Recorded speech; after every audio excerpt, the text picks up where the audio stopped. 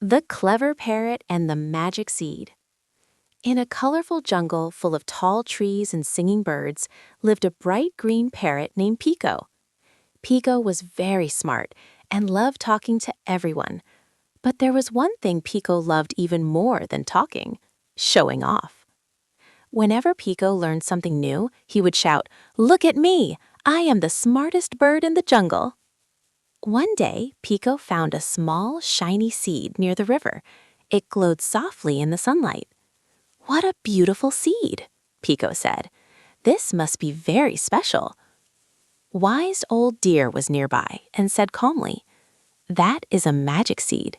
If planted with care and patience, it grows into a tree that gives sweet fruit to everyone." Pico laughed. "Patience? I don't need patience. I'll plant it and make it grow faster than anyone." Without listening, Pico pushed the seed into the ground and shouted loudly, "Grow! Grow now!" Nothing happened. The next day, Pico came back and started yelling at the soil.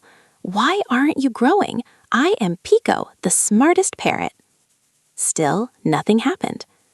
Nearby, a small squirrel named Nina was gently watering her tiny plant every day. She spoke softly to it and waited patiently. Pico mocked her. "Why are you waiting? I want results now." Days passed. Pico kept shouting and checking the seed again and again. He never watered it properly and never waited. One morning, Pico noticed something surprising. Nina's tiny plant had grown into a healthy little tree with green leaves. Birds and animals rested under its shade. But Pico's seed was still just dirt. Feeling sad and confused, Pico flew to Wise Old Deer. "I don't understand," Pico said quietly. "I'm smart. Why didn't my seed grow?" The deer smiled kindly. "Being smart is good," he said, "but magic needs patience, care, and humility." Pico felt ashamed. "I didn't listen. I only wanted to show off." The deer nodded. "It's never too late to learn." Together, they planted a new seed. This time, Pico watered it every day. He spoke gently and waited patiently. He stopped showing off and started caring. Slowly, a small green sprout appeared. Pico jumped with joy, but this time he didn't shout.